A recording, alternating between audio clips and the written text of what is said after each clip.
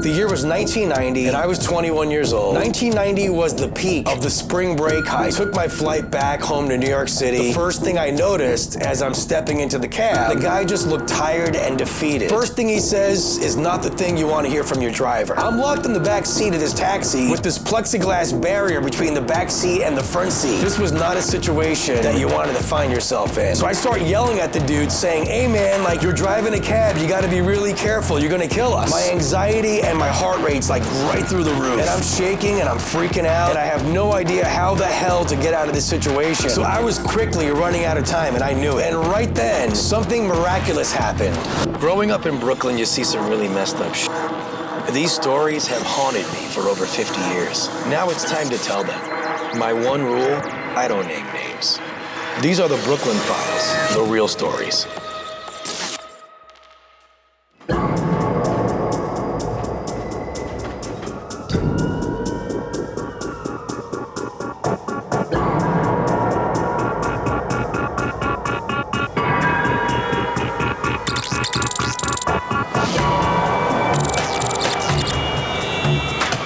In the 1990s, New York City taxi culture was at its absolute peak. This was before GPS and ride sharing, of course. So the yellow cab, at the time, was the city's undisputed king of the road. So before Google Maps and smartphones, being a cabbie was actually a really high-skilled job. A cab driver had to know the layout of the entire city perfectly, including which avenues flowed in which direction and where the secret shortcuts were to avoid traffic, of course. Back in those days, as a passenger, you would actually play an active role in which route the cab would take to get to your destination. You would get in the cab and say something like, "Take the 59th Street Bridge, upper level," or "Cut through the park at 72nd Street," or something like that.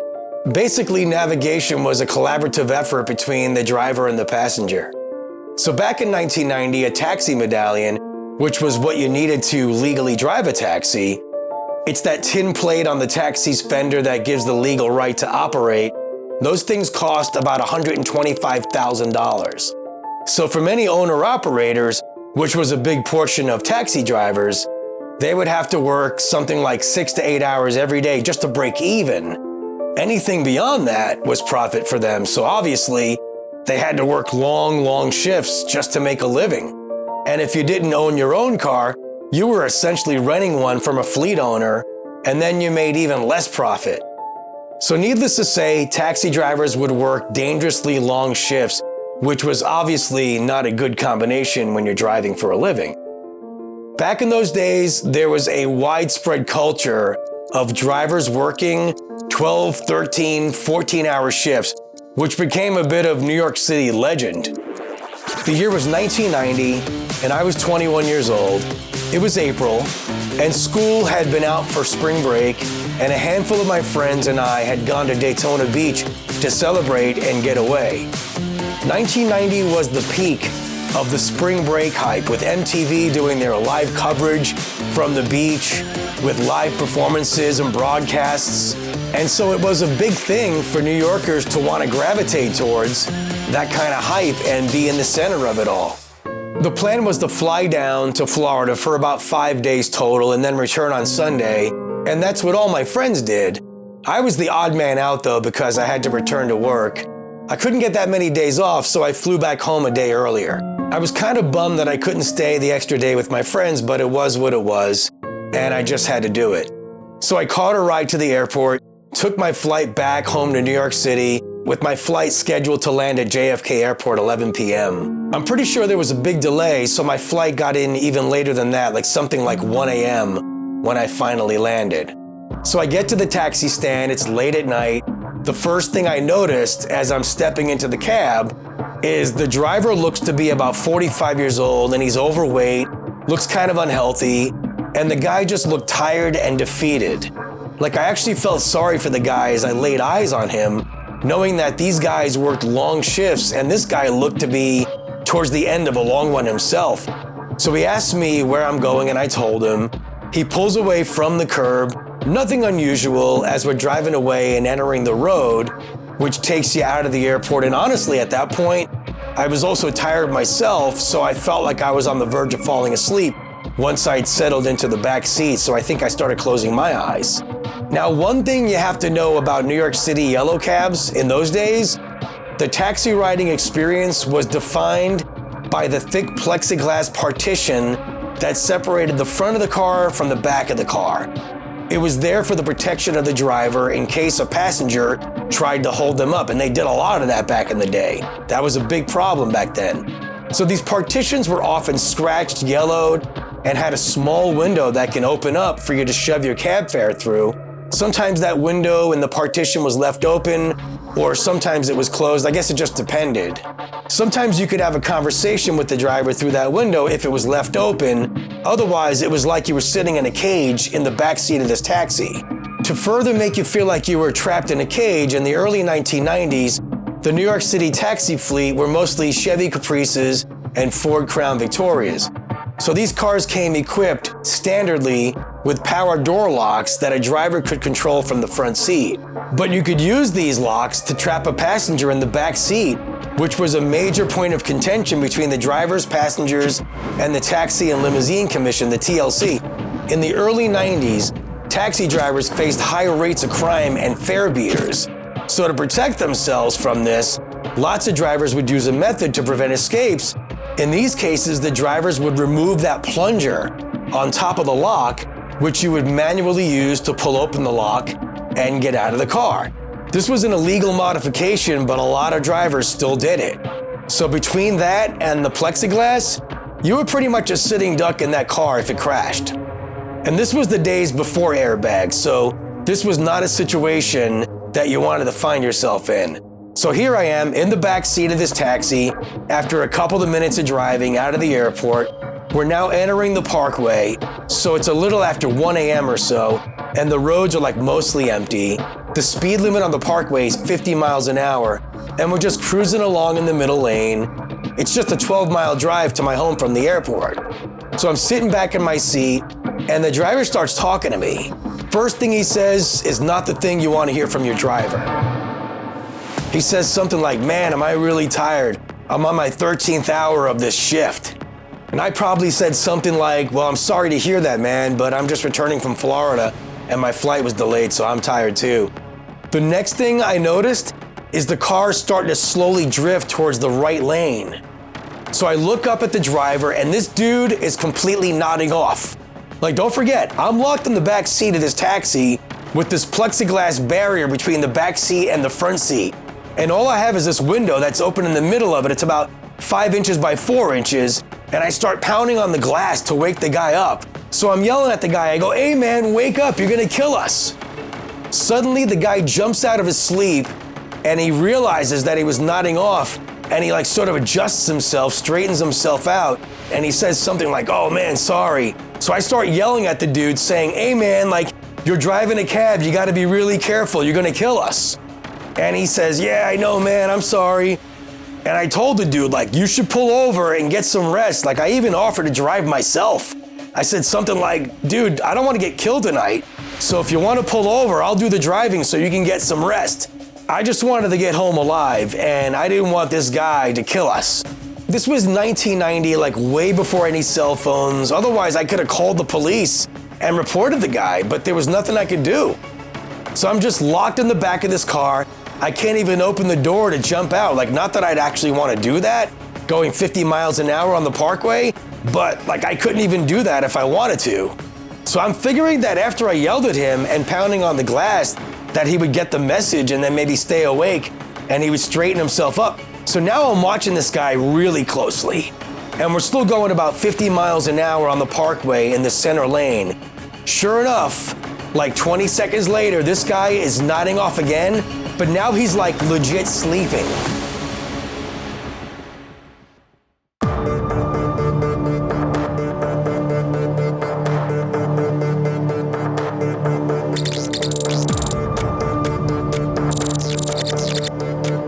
I'm in the back of this taxi. The driver's now fallen asleep 2 times. Now I'm pounding on the glass yet again, and I'm screaming to the guy like, "Hey man, wake up, stop falling asleep, you're gonna kill us." And the car's now drifting, like we're going from the center lane all the way to the right lane. But this time the guy's not waking up. Like, I'm pounding as hard as I can on the glass, and I'm screaming at him. I'm like, wake up, dude! Wake up! Stop falling asleep! You're driving a car! So then I reached my arm right through that 5" by 4" window, and I'm shaking the guy, and I'm literally hitting his shoulder now, and he's not waking up. And then I start slapping his face with my hands as I'm reaching through this window in the plexiglass barrier. And though we'd been going like 50 miles an hour earlier, this dude's foot's now pressing down on the gas, and we're doing like 65 miles an hour. At first, he'd just fallen asleep, but now I'm pretty sure this guy had completely been unconscious. Like, I don't know if it was a medical emergency or what, but no matter how many times I shook this guy through that little window, he was not waking up. But I didn't have time to try to figure out what was going on, because the car was starting to drift over to the right lane as this guy's foot was stuck on the gas pedal, and now we're just moving down this highway going way too fast.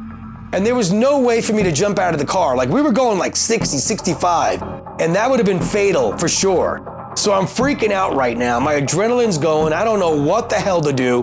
I did the only thing I could do, and that was to press my torso as hard as I could up against the back of the partition so I could stick my arm all the way through that 5 by 4 window. And now I'm trying to reach the steering wheel with my fingertips. And I could barely grab the side of the wheel over this guy's left shoulder as he's slumped over now to the right side. And with my right arm through this hole, with my body pressed up against the partition, my fingertips are now grasping the side of the steering wheel. And then I began turning the wheel to the left to try to straighten out the car to correct the car's path. Now, thank God there were no other cars on the road, because that would have been a really, really difficult situation and a dangerous one trying to navigate around them. Now I'm just thinking, how long can I steer this car before this guy's foot slips off the gas pedal? At this point, I don't know if this guy's dead, if he's just passed out. I had no idea. The next thing I thought was I could try to grab his right leg, but that would mean that I have to let go of the steering wheel, because the problem was I only had my one arm to work with through this tiny window in the partition. Plus, when I let go of the steering wheel, the car would automatically start drifting along to the right again. Like, there was something clearly wrong with the alignment of this car, which is why it was drifting. So now I know that I have very limited time to try to get this guy's leg off the gas.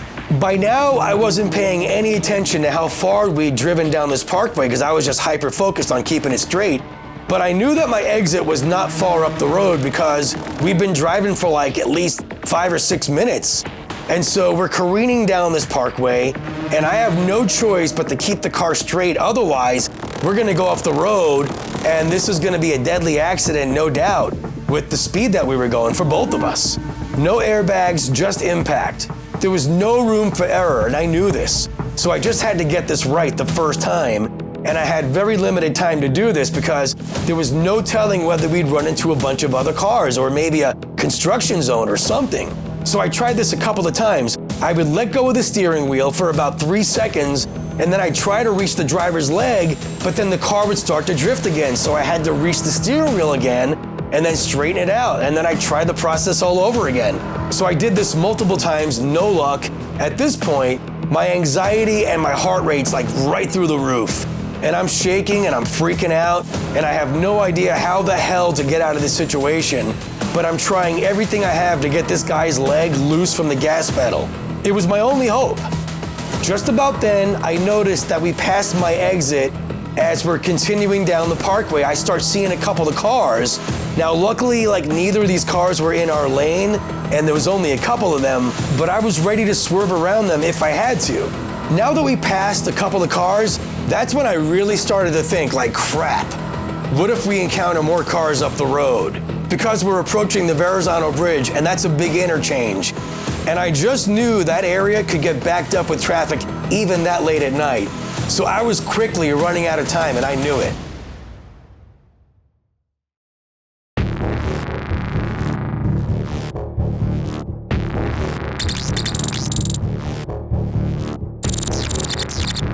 I knew we were approaching the Verrazano Bridge, which is a big interchange with lots of cars. So I knew we were in big trouble if I can't get this car to stop soon. We were running out of road and we're running out of time. Pretty soon after that, we did pass under the Verrazano Bridge, and luckily, this time at night, there weren't a lot of cars, just a couple.